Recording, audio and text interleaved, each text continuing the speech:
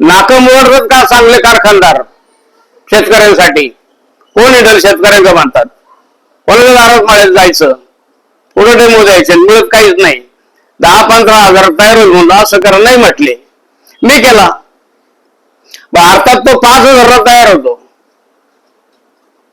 मग कोणी 1000ला विकेल, कोणी 10,000ला विकेल, मग काय 1.5 लाखाला विकेल का? घेईल का तो शेतकरी? मी केला, माझं चालू आहे. शेतकरी घेतात, माझं थोडक्यात लागतं, माझा खर्च कमी आहे कौटुंबिक, माझ्या गरजा संपलेल्या आहे कौटुंबिक, मला परवडतो. मी परदेशात विकायला बसलो. आता ते गायडन्स नाही, माझ्याकडे टीम नाही, ते किंवा ज्ञान नाही, कॉम्प्युटरचं ज्ञान नाही. परदेश मध्ये लोक मला गायडन्स करत नाही. माझा प्रवास चालू आहे आणि मी नेईलच. भारतासारख्या शेतात परदेशात असल्या पाहिजे, मला अजून माहित नाही, पण ते नेईल तो. मी स्वतः जाऊन विकून येईल. नमस्कार प्रेक्षक हो, आज मी आलेलो आहे या ठिकाणी सायखेडा, या ठिकाणी नाशिक जिल्ह्यातील सायखेडा एक गाव आहे, गोदातीरी वसलेले गाव आहे. आणि अशा गावाच्या जवळ हरिभाऊ खालकर असे व्यक्तिमत्व आहे. या व्यक्तिमत्वाचा परिचय मी तुम्हाला आज या व्हिडिओच्या माध्यमातून करून देणार आहे. प्रथमतः मी तुम्हाला सांगतो, हरिभाऊंनी हे कोणतंही असं व्यावसायिक शिक्षण घेतलेलं नसताना सुद्धा मडपंप, जो इंजिनिअरिंग मध्ये ज्याला आपण म्हणतो पॉझिटिव्ह डिस्प्लेसमेंट पंप, याचं डिझाईन स्वतः केलंय, मॅन्युफॅक्चरिंग स्वतः केलंय आणि यशस्वीरित्या ती विक्री पण करतात. पण अशा या व्यक्तिमत्वाने नुसतं मडपंप बनवलं नाही, तर त्याचं पॅटेंट सुद्धा घेतलेलं आहे. ते चांगल्या IITN ला सुद्धा ते शक्य होणार नाही, पण ही शक्य गोष्ट त्यांनी करून दाखवली. 2025 मध्ये त्यांच्या नावाने पॅटेंट सुद्धा आलेले आहे आणि विविध गोष्टी ते करत असतात. त्यांच्या छोटं वर्कशॉप आहे, ज्याची झलक मी तुम्हाला या व्हिडिओत सुद्धा दाखवणार आहे. पण असं व्यक्तिमत्व, जगावेगळं व्यक्तिमत्व आहे. पहिलं ट्रॉलीचं त्यांना बनवण्याचं सर्टिफिकेट सुद्धा महाराष्ट्र शासनाकडून त्यावेळेला त्यांनी मिळवलेलं आहे. अनेक विविध संघर्षाची त्यांची कहाणी आहे आणि मला हे व्यक्तिमत्व तुमच्या समोर आणण्याचा माझा विचार आहे. तर आपण थेट भेटूया हरिभाऊंना आणि त्यांनाच विचारूया त्यांचा जीवनाचा प्रवास कसा सुरू झाला. नमस्कार हरिभाऊ. नमस्कार. आपलं पूर्ण नाव सांगा. माझं नाव हरिभाऊ किसन खालकर, मूळ गाव चांदोरी, नागापूर. आमच्या युट्यूब चॅनल मध्ये आपलं खूप खूप स्वागत आहे. आपला जीवन प्रवास कसा सुरू झाला, आपलं बालपणातलं गोष्टी कशा सुरू झाल्या त्या सांगा मला. मी शेतकरी कुटुंबातला असून माझे वडील गरिबी परिस्थितीमुळे पिठाच्या गिरण्या चालवायचे 60 साली. त्यानंतर त्यांनी स्वतःच डिझेल इंजिन दुरुस्त करायचा व्यवसाय वडिलांनी सुरू केला आणि तो वारसा मला मिळाला. त्यानंतर तिथून पुढे मी 76 साली सायकलवर नाशिकला प्रायव्हेट इन्स्टिट्यूट मध्ये इलेक्ट्रिक मोटर रिवाइंडिंगचा कोर्स केला. काळाची गरज ओळखून, कारण डिझेल इंजिन जर शेतकऱ्यांशी गेले तर इलेक्ट्रिक मोटर येऊ राहिल्या, ते पण शिकलं पाहिजे या भावनेतून मी सायकलवर अशोक स्तंभावर सामंतवाडीमध्ये खाजगी इन्स्टिट्यूटला मी इलेक्ट्रिशियन म्हणून मोटरी भरण्याचा कोर्स केला. त्यानंतर मी यशस्वी 25 वर्ष इलेक्ट्रिक मोटरी भरल्या. इलेक्ट्रिक मोटरी भरताना मला शेतकऱ्यांची जी शेती यंत्र आहे, वखर, नांगर, ट्रॉल्या, बैलगाड्या, हा सगळ्या वस्तू मी बनवल्या. त्यानंतर ग्राउंड लेवलचं शेतकऱ्यांचं तळापासून ज्ञान असल्यामुळे यंत्र वापरण्याचं ते ज्ञान असल्यामुळे त्यांच्या अडचणी मला माहीत झाल्या की काळाच्या ओघात काय केलं पाहिजे. यांच्यासाठी आपण आपलं हत्यार आहे, लेथ मशीन घेतलं, वेल्डिंग घेतलं, काय जे टुलिंग असेल ते मी घेतलं. मला त्याची आवड असल्यामुळे मी पैशांना जास्त महत्व देता माझ्या कलेला किंवा कारागिरी कामाला प्राधान्यक्रम देऊन शेतकऱ्यांसाठी वेगवेगळे प्रयोग केले छोट्या छोट्या यंत्रांचे. त्याच्यामधून मी फवारणी यंत्र केले, ब्लोअर. त्याच्यामध्ये माझी मास्टर की जवळजवळ झाली. त्याचे स्पेअर्स मी महाराष्ट्रभर फॅब्रिकेटर लोकांना विकले, तर ते लोक वेरावे या हेतून. ते सर्वसामान्य खेड्यावरच्या माणसाला ते बनवता येत नव्हते. त्यावेळेला मी अवघड पार्ट म्हणजे फॅन कव्हर त्या ब्लोअर मधला मी ते विकले. त्यानंतर शेतकऱ्यांना फळबागामध्ये ऑर्गॅनिक शेतीसाठी, सेंद्रिय शेतीसाठी शेणाचं पाणी टाकावं लागतं, त्याला आपण जीवामृत म्हणतो. ते टाकण्यासाठी पारंपरिक टँकर असतात, ते टँकर भरण्यासाठी खूप कष्ट लागतात शेतकऱ्याला. 1000 लिटरचा टँकर हौदामधून किंवा उकिरड्यामधून भरायचा. हातपाय नाचतात, दुर्गंधी येते, मजूर मिळत नाही.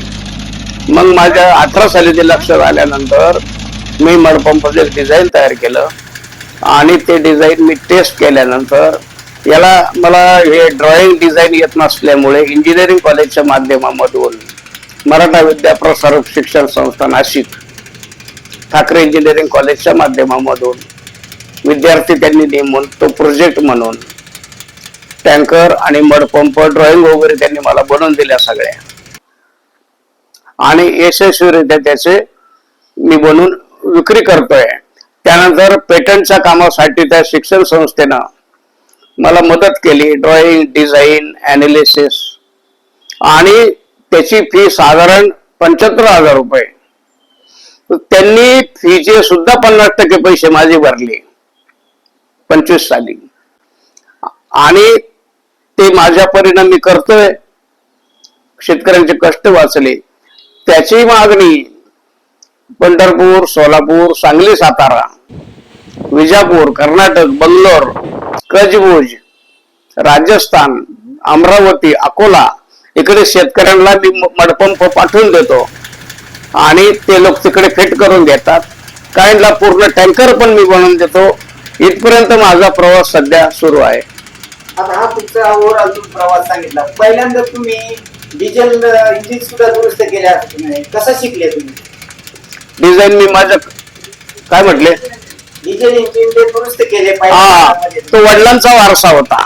वडील डिझेल इंजिनच्या पिठाच्या गिरण्या चालवायचे, त्यामुळं त्यांना ते इंजिनची माहिती असावी. मी लहानपणापासून ते बघायचो, ते इंजिन चालतं कसं.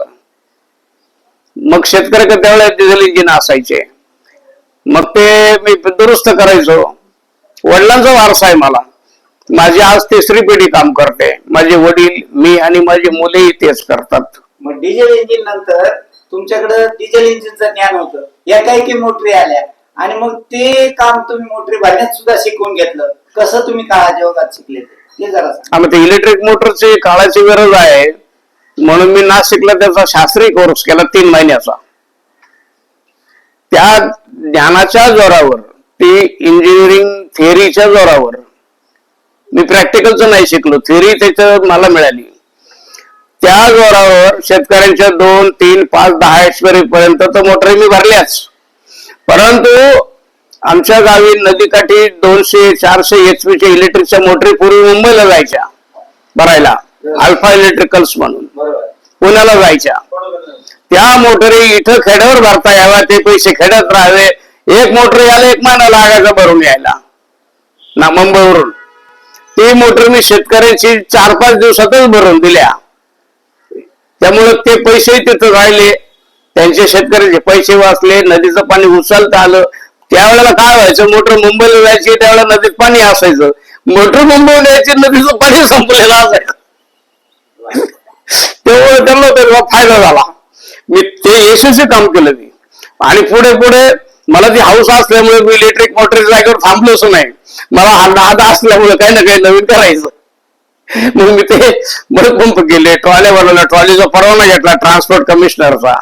त्या ट्रॉलीचे परवान्याचे 2 जणांना मी मार्गदर्शन केलं. सिन्नरच्या कृष्णा इंजिनिअरिंग म्हणून आहे सानप, एक सिन्नरचे सुनील राजगुरू म्हणून आहे बारागाव पिंपरीचे, त्यांना मी मार्गदर्शन करून त्यांच्या आज मोठे मोठे फॅक्टरी आहे. मी एक ध्येयवाडा माणूस, पैशात काही रूपांतर झालं नाही, पण खाऊन पण सुखी आहे. हे करत असताना तुमच्याकडे आम्ही पण एकदा आलो होतो, तुम्ही एक पंप बनवला होता त्यावेळेला. 95 साली.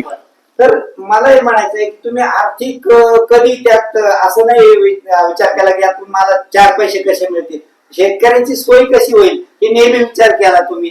नाही म्हटलं असतं तर आज तुम्ही खूप काही कमावू शकला असता, नाही का? पण आम्हाला ओव्हरऑल ही गोष्ट तुमच्यामध्ये ह्यातून कसा काय आला? नाही, तो वडिलांची तशी धारणा असेल आमच्या, किंवा मी शिकलो त्यांच्याकडून. पैशाची आवड तर आम्हाला तशा संध्या मिळाल्याच नाही परिस्थितीमुळं. पण काम करून मग पैसे मिळव ही वृत्ती. नुसतंच पैशाचा माग लागून काय उपयोग असं नाही. पैसे मिळतात, ज्ञानात काय वाढ होत नाही.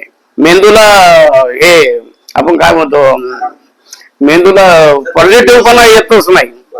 पैशांचा जास्त माग मी लागलोच नाही, तो आपोआप येतो. अगोदर काम करा, ब्रेन वॉशिंग झालं की मग पैसा आपल्या मिळतोच, पण जर अति मागे लागलं तर माझा एक असा अनुभव आला का पैसा पुढं माणूस माग, पैसा पुढं माणूस माग, तशी वृत्ती नसली पाहिजे. आपण पुढून पैसा आपल्या माग, आपण पुढून पैसा आपल्या मागे लागतो. आता खाऊन पिऊन सुखी आहे, काही गरज नाही, अगदी व्यवस्थित आहे. अजून माझ्या पंपाचं मोठं प्रोडक्शन करण्यासाठी जागतिक गेले पाहिजे, असे म्हणजे काय मोठे स्वप्न पाहिले पाहिजे, छोटे टामटूम स्वप्न पाहिलेच नाही पाहिजे. का आपला पंप जिल्ह्यात गेला, आज माझा राज्यात गेला, आज राज्याबाहेर गेला, जगात कसं जाईल याचा मी अजूनही प्रयत्न करतोय. आणि मग तुम्हाला थांबवतोय, तुम्ही बेंगलोरला हा पंप दिला, ते लोक कसे आले आणि तुम्हाला ते त्यांच्या सर्व्हिस दिली, हा प्रसंग व्यवस्थित सांगा, आमच्या प्रेक्षकांना नक्की आवडेल. काय झालं की आमचे युट्यूब पाहिले त्या बंगलोरवाल्यांनी, विजापुरा नावाचं तिकडे गाव आहे बंगलोर तालुक्यात, तर त्यांनी युट्यूब पाहिलं मला फोन केला की आम्ही 1-2 महिने शिर्डीला येतोय, शिर्डीला आल्यानंतर आम्ही तुमच्याकडे येऊ. मग ते शिर्डीला आले, शिर्डून कार करून इकडं आले, भाषा जमत नव्हती, त्यांनी मराठी ड्रायव्हर होता महाराष्ट्रीयन. मग त्यांनी मला सांगितलं की आम्ही ऑर्डर देतो पण आम्ही इथं पैसे देणार नाही, ट्रान्सपोर्टला माल टाका, आमच्याकडे पोहोचेल मग आम्ही पैसे देऊ. त्यांचं काही चुकत नाही, एवढ्या लांबून जर आम्ही त्यांनी ऑर्डर दिली, जर आम्ही नाही माल पाठवला तर ती भीती त्यांना आहे. पण मी स्वतः तयार झालो का पंप ट्रान्सपोर्टला पाठवून देतो, पैसे नाही मिळत चालतील, मी पण भावना ठेवली. मी ट्रान्सपोर्टला माल टाकवला, चिठ्ठी दाखवले, लगेच त्यांनी मिनिटात पैसे पाठवून दिले मला. त्यांनी सांगितले तिकडे जोडायला या, रेल्वेचं भाडं देतो, मजुरी देतो, पण आमच्या बिल्डिंग वाल्याला तिकडे कसे जोडायचं समजून सांगा. मग ते 1.5 महिन्यानं तिकीट मिळालं. मी स्वतः मुंबईवरून बंगलोरला गेलो, ते न्यायला आले, 2 महिला 2 माणसं होते, तेच न्यायला आले. तिथं ड्रायव्हर त्यांचा तिकडचा दुसरा होता. 5 दिवस राहिलो प्रवासात, गेले 5 दिवस राहिलो.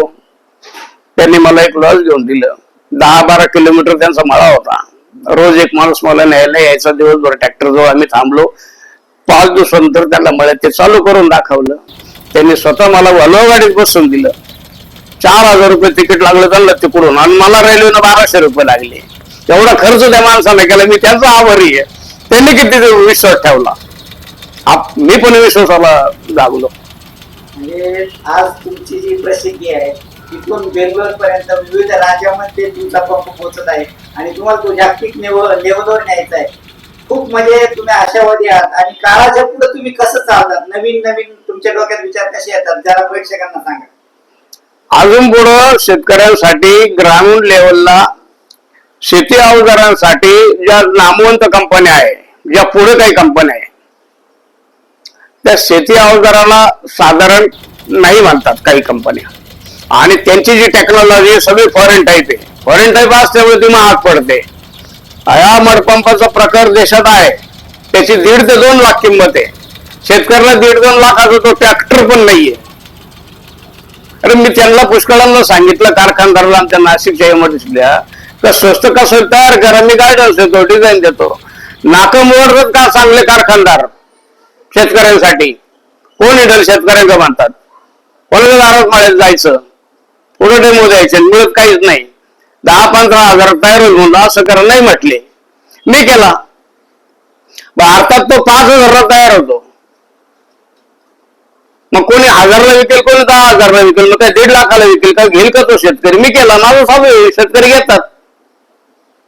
माझं थोडक्यात लागतं, माझा खर्च कमी आहे कौटुंबिक, माझ्या गरजा संपलेल्या आहे कौटुंबिक, मला परवडतो. मी परदेशात विकायला बसलो, आता ते गायडन्स नाही, माझ्याकडे टीम नाही, ते किंवा ज्ञान नाही, कॉम्प्युटरचं ज्ञान नाही, परदेशामध्ये असं लोक मला गायडन्स करत नाही. माझा प्रवास चालू आहे आणि मी नेईलच. भारतासारख्या शेतात परदेशात असल्या पाहिजे, मला अजून माहित नाही, पण ते नेईल तो, मी स्वतः जाऊन विकून येईल.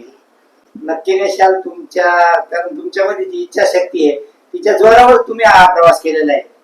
आमच्या प्रेक्षकांना तुम्ही सांगा की तुम्ही प्रॅक्टिकली काय एज्युकेशन घेतलेलं आहे. शिक्षण त्यावेळेस 10वी झालेली जुनी, 70 सालातली 10वी. त्यानंतर सगळं वडिलांकडूनच समाजाकडूनच शिकलो. समाजातल्या रोज अडचणी पाहतो का आपल्याला काय करता येईल, समाजातल्या रोज अडचणी बघतो का आपल्याला काय करता येईल. आता ह्या मडपंपाचा उपयोग आजही शेतकऱ्यांकडं, माझ्या ज्या कल्पना आहे या पंपावर आधारित, आजही समाजाला इतकी गरज आहे पण लक्षच नाही. आज पोल्ट्री फार्म असतात, 100 गाई 200 गाई 2000 गाईचे गोठे मी पाहिलेले. मला लोकांचे फोन आले का एशियन उचलण्यासाठी एखादा पंप बनवा. रोज कितीतरी क्विंटल शेण बाहेर पडतं. याचं मोठं मॉडेल बनवा. तरी माझं मॉडेल बनवून झालेलं आहे. ट्रायलला आज वेळ नाही पण होईल कधीतरी. नाही झालं तर सक्सेस नाही झालं तर करू काहीतरी, पण त्याची गरज आहे आज. म्हणजे पारंपरिक डोळ्यात असणारे लोक व्यवसाय करतात, पण त्याच्यावर जे काही संकट येतं, मॅनपॉवर वाढते, खर्च वाढतो, त्यासाठी कोणी काही करत तयार नाही. पण आज आमचं जे दुसरं मॉडेल आहे टर्बो पंप म्हणून, तो मार्केटला आणणार आहे मी. या पंपाचा डबल मोठा आहे, तर तो शेण उचलेल. तसेच आज एवढे पोल्ट्री फार्म आहेत, वर वर कोंबड्या असतात दुसऱ्या मजल्यावर, त्यांचे वेस्टेज खाली पडतात. विष्ठा पाणी असतं खाली, जा वास येऊ नये म्हणून. आज त्या पाण्यात ती विष्ठा पडते, त्याला उचलायला बाहेर फेकायला कुठलंच यंत्र तंत्र नाही आहे. जो शोध आहे आजचं त्यांचं जे काम आहे तेच अंतिम मानतात ते. याच्या पुढे अजून काहीतरी पाहिजे ना, याच्यावर कोणतरी विचार केला पाहिजे. एक तर ग्राहकाला विचार केला पाहिजे, पण त्याला सुचत नाही. ते आमच्या लोकांचं काम आहे, आम्हालाही सुचत नाही. रोज पाहतो. मग माझा विचार असा आहे का जो मोठा आमचा दुसरा पंप आता इथून पुढे होईल, लगेच होईल, तो झालेला आहे. ट्रायलला वेळ नाही आज, का तो त्या कामासाठी उपयोग होईल तर त्याचे खूप कष्ट वाचणार आहे. दोर पाईपलाईन ते विष्टेन आणता येईल, ट्रकमध्ये भरता येईल, ट्रॅक्टरमध्ये भरता येईल. अशा करायची गरज आहे का ती मला लक्षात आलं. समाजातल्या अडचणी माझ्या कामावर आधारित ते, माझ्याच कामावर आधारित ते. गाईचं शेण, त्या मालेगावला 2000 गाईंचा गोठा आहे. व्यंकटेश्वर या नावाची अॅग्रो फार्मिंग कंपनी आहे. 2000 गाई आहे. शेणापासून अगरबत्त्या बनवतात, गाईपासून दूध तूप लोणी बनवतात. 500 एकर फळबागा आहे त्यांच्या. त्यांनी 2 छोटे पंप नेले आमचे ऑर्गॅनिक शेतीसाठी. आज ऑर्गॅनिक शेती एवढं का विषमुक्त शेती, विषमुक्त भाजीपाला, पण त्याच्यावर लक्ष दिलं पाहिजे कोणतरी. माझ्या परीने मी सुरुवात केली, ते काय चुकीचं नाहीये. मला 2 पैसे मिळतात, शेतकऱ्यांना चाललंय. अजून त्याच्या मोठ्या मोठ्या इंडस्ट्री कोणतरी करेल, माझी मी जिडवर चालत, जिडवर चालत, जिडवर चालत. माझे विचार त्या शेतकऱ्यांच्या दृष्टीनं मी फार कष्ट वाचवण्याचे वेगवेगळे प्रयोग केले. मी कोरड्याचे सोरे बनवले अतिशय आधुनिक. ते असे इथून पुढे त्याला कुठंच वेल्डिंग नाहीये. ग्रामीण भागाला कोरड्याचे सोरे चालतात, त्याला वेल्डिंग असतं. आणि आमचे लोक करून करून 100च्या वर बनवत नाही किंवा 20 करतो. आज 10,000 सोरे एका दिवसात तयार होतात. अशी ती टेक्नॉलॉजी वापरली, कॉम्प्युटराईज सगळं. उद्योजक मिळेल, रोजगार उपलब्ध होईल. खेड्यापारच्या आया बाहेर रस्त्यावर घेऊन विकतात आज. त्यांना मी स्वस्त देण्याचा विचारत आहे. इथून पुढं मला जे सुचलं ते प्रॉडक्ट आधुनिकतेने कसं नेता येईल, श्रम कसे वागतील, प्रोडक्शनला जर स्पीड आलं तरच ही वस्तू स्वस्त होते. पारंपरिक दमल्यातले दिवस गेले, आमचे पण गेले, मागच्या पिढ्यांचे गेले. पण आता मी लोकांचं पाहून, समाजाचं पाहून, आमच्या कारखानदार मित्रांचे विचार घेऊन माझं चालवलंय. अरे भाऊ, या सगळ्या इंजिनिअरिंगचा कन्सेप्ट आहे, त्या तुमच्या तोंडामध्ये आम्ही ऐकतोय आणि नव्या पिढीने नक्कीच ऐकावे असे आहे. कारण प्रोडक्शनच्या प्रत्येक कन्सेप्ट तुमच्या प्रत्येक शब्दातून व्यक्त होतात.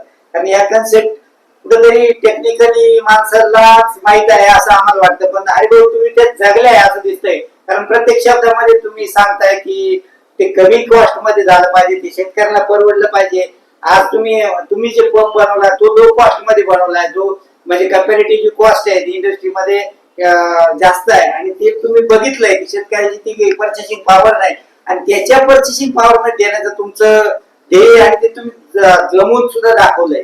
म्हणजे आज मोठमोठ्या उद्योजकांना सुद्धा लाजवेल या गोष्टी तुम्ही अचीव्ह केल्याच्या की तुमच्या पाठीमागे तेवढे मोठे मोठे यंत्र नाहीये.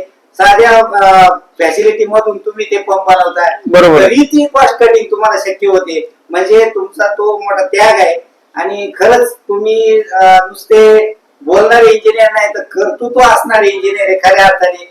मी तुम्हाला सांगतो की एखाद्या इंजिनियरला असेल त्याला पदवी, परंतु मी तर म्हणतो तुम्ही इंजिनिअरिंग मधले डॉक्टरेट आहे. कारण तुम्ही डिझाईन पासून तर मॅन्युफॅक्चरिंग पर्यंत, परचेसिंग पासून तर प्रोडक्शन पर्यंत सगळ्या बाबी स्वतः हँडल करता, 1 हँडेड. आणि मग ते प्रोडक्ट नुसतं तुम्ही कल्पनेत ठेवत नाही, नुसतं इमॅजिनेशन, तर प्रत्यक्षात ते आणतात. त्याच्यामध्ये असणाऱ्या डिफिकल्टी ते पण सॉल्व्ह करतात. म्हणजे कस्टमरचा फीडबॅक घेऊन पुन्हा त्याच्यावरती कार्य करणं हे सातत्याने तुम्ही करत असतात, सतत बिझी राहतात. तर या सगळ्या प्रक्रिया तुम्ही कसं करता? नाही, पंपाच्या किमतीबद्दल आज जास्तीत जास्त पैसे मिळवायचं जर ठरलं तर त्याची मी आजही 13,500 रुपयाला विकतो. 21-22 साली मी 10,500ला विकले. त्याची त्यावेळेला 15 आणि 18 सांगितले असते तरी लोकांनी दिले असते, किंवा 18 सांगून 17 करणे, 17 सांगून 16 करणे. याऐवजी जीवनाला शिस्त, ग्राहकाला शिस्त लागावी या हेतून एकच किंमत मी सगळ्यांसाठी एकच ठेवलेली आहे. मी 1 रुपया कमी पण घेत नाही. म्हणजे दिले तर 100-200 कमी घेतो, ही गोष्ट मला मान्य आहे. एखादा म्हणतो मला 500 द्या, कमी घ्या, मी म्हणतो गाडी घेऊन. दुसरी गोष्ट अशी का ट्रान्सपोर्टला नेण्याचा कुठलाही खर्च लावत नाही.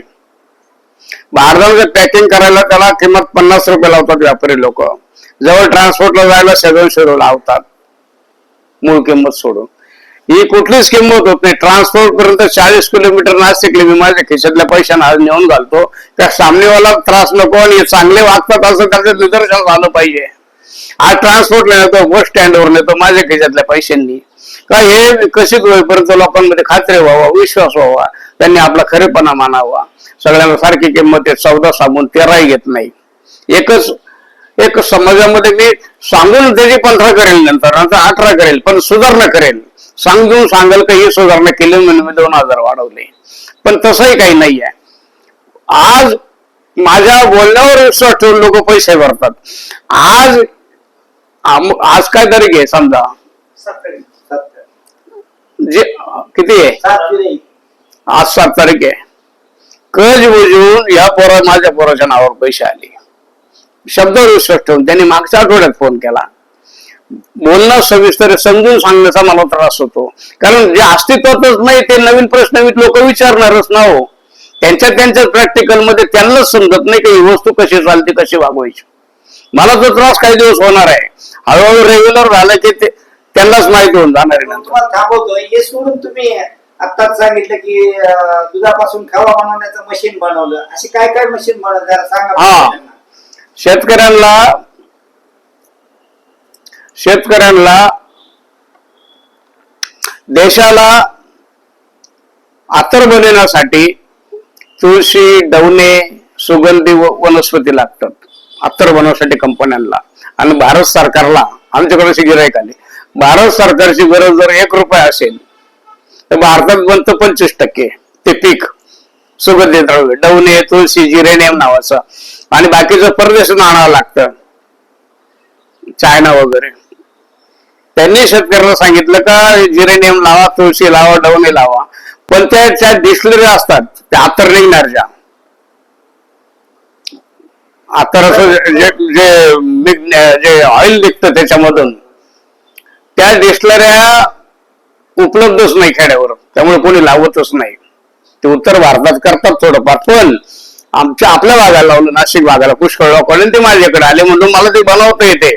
मला त्याची थिअरी माहिती, मी मेंटेनन्स करायचो वैतरणधारणाकडे, ते जुनी नीट करायला जायचो, तिथे 3-3 दिवस राहायचो. त्यामुळे मला तो अनुभव आला साधारण 10 वर्षापूर्वी, म्हणजे साधारण आता 15 सालातली गोष्ट आहे. त्या आल्यानंतर त्या लोक माझा विश्वास ठेवणार, मी त्यांना त्यांनी मला लिहिलं दाखवायला, मालकाला विचारलं याचं काम बरोबर आहे का म्हणून. त्या लोकांनी सांगितलं बिनधास्त यांना काम द्या, तुमचे सारे पैसे भरून देऊ आमचं काम. मी 4 बनवल्या त्याच्या. सावळीला बनवली, गोटीगतपूरला बनवली, उमराळ्याला बनवली. बॉयलर, स्टेनलेस स्टीलच्या टाक्या आणि कंडेन्सर म्हणून का वाफेचं थंड रूपांतर जिथं होतं, बाष्पीभवन असं रूपांतर, त्यातून ते ऑइल मिळतं, मी तेही केल्या. त्यानंतर खेडोपाडी प्रोजेक्ट दिले कॉलेजला. अरे गाईचं दूध तुपाला खवे परदेशातून आणतात, गाईचं दूध, म्हशीचं दूध एवढं स्वस्त घेतात ते लोक. घरी आठवला गावगाव चुलीवर आठवतात ना, त्याऐवजी चुलीला जर 100 किलो सरपण लागलं रोज, तर वाफेचे बॉयलर जर बनवलं तर तेच 5 किलो लाकडामध्ये ते दूध गोठवून त्याचा काय खवा तयार होतो. मी त्याही केल्या बॉयलर, ते स्टेनलेस स्टीलच्या कढाया त्या केल्या. म्हणजे त्याची मला ते जाणीव असेल, त्या बॉयलरवर मला जाणीव झाली. काय मी काही प्रत्यक्ष पाहिलं नाही पुढं. आतली रचना तर काही कोणी सांगत नाही, पुढूनही पाहता येत नाही, कल्पनेमधून तयार केलं मी ते. काही कसं असू शकतं. ते केले मी करंजीला दिलेली आहे. 1.5-2 लाख रुपये गुंतवणूकला किंमत आहे, आम्ही 60,000 दिल्या. त्यांचं 50,000 भागत नाही, आमचं 5,000 भागत. कारण काय, मार्केट नाही, करतो कमी दरात, त्याला काय होतं. छोटे छोटे कामं करायपेक्षा वर 5,000 मिळतात समजा आठवड्यात या भावनेनं. त्या डिस्टिलरची निम्याला निम्मी किंमत आहे. म्हणजे 8 लाख डिस्टिलरीची जर मोठी किंमत आहे, 4 लाख रुपयाचं मटेरियल, 4 लाख मजुरी, एका हप्त्याचं काम. आम्हाला 10 वर्ष ते 4 लाखाचे कामं खेड्यावर मिळत नाही. आम्ही 1 लाख मजुरी केली, आम्हाला ते खूप पैसे झाले. पण त्याला टीम लागते, जोडीदार लागतात. जे मिळेल ते समाधान मानायचं, एक पाऊल पुढेच ठेवायचं. आता जर ते मिळत नाही तर कुणीकडे बोलत जात्या. मग आहे ते बरं आहे, साध्या कल्पनेमधून चाललंय असं. ही माहिती तुम्हाला देतो. अतिशय सुंदर तुमचा हा प्रवास ऐकावाच असा वाटतोय. पण आमच्या युट्यूब चॅनल तर्फे तुम्हाला खूप खूप शुभेच्छा. तुमच्या प्रेक्षक पुढील भागामध्ये हरिभाऊंकडून अजून आपण गोष्टी शिकणार आहे. कारण आता हरिभाऊंकडे एवढं ज्ञान आहे, ते जेवढ्या म्हणजे जेवढे दिवस ते जगले ना, ते मोठ्या उत्साहाने आणि मोठ्या क्रिएटिव्हिटीने ते जगत आहे. भविष्यात ते आधी प्रोजेक्ट नक्कीच करू, काही करू. त्यांच्या समोर आपल्याला तुम्हाला त्यांचं व्यक्तिमत्व एका भागात आणणे सहज शक्य नाहीये. तर आमच्या युट्यूब चॅनल तर्फे तुम्हाला खूप खूप शुभेच्छा. तुमच्या भविष्यातील वाटचालीसाठी सुद्धा खूप शुभेच्छा. प्रेक्षक हो, नक्कीच तुमच्या कॉमेंट हरिभाऊ विषयी कळवा आणि त्यांनी बनवलेला पंप नक्कीच तुम्हाला या व्हिडिओ मधून तुम्हाला आम्ही दाखवणार आहे. आणि तुम्ही त्या कॉमेंट आम्हाला कळवा. ज्यांना काही रिक्वायरमेंट असेल, मी डिस्क्रिप्शन बॉक्स मध्ये हरिभाऊंचा नंबर देत आहे, तुम्ही त्यांच्याशी डायरेक्ट संपर्क करा आणि नक्की तुमच्या कॉमेंट कळवा. धन्यवाद. धन्यवाद. नमस्कार.